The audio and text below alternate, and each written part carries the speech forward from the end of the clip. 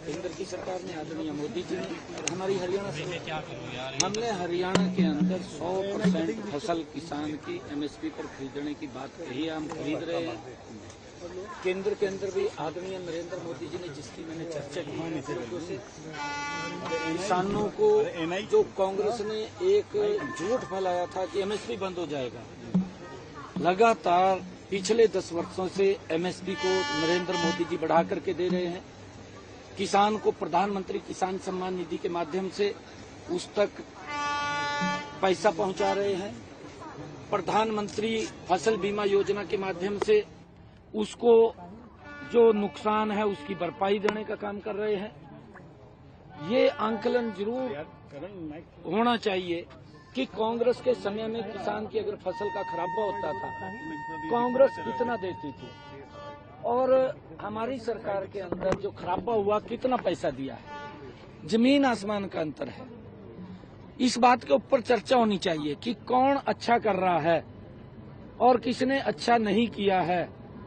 इसके ऊपर चर्चा होनी चाहिए और ये भी चर्चा होनी चाहिए। मैं ये भी एक आग्रह करना चाहूंगा सभी किसान भाइयों से कि हमने इसके ऊपर भी जोर देना चाहिए कि हम जो ज्यादा पेस्टिसाइड इस्तेमाल हो रहा है वो पेस्टिसाइड ज्यादा इस्तेमाल ना हो, क्योंकि उससे बीमारियां फैल रही हैं। पंजाब के अंदर अगर हम देखें कैंसर की बहुत तादाद बढ़ रही है और उसका मेन कारण ये है कैंसर तादाद का कि हम अपनी फसल के अंदर बहुत ज्यादा पेस्टिसाइड और खाद का इस्तेमाल कर रहे हैं और उसके कारण से कई प्रकार की बीमारियां जन्म ले रही हैं।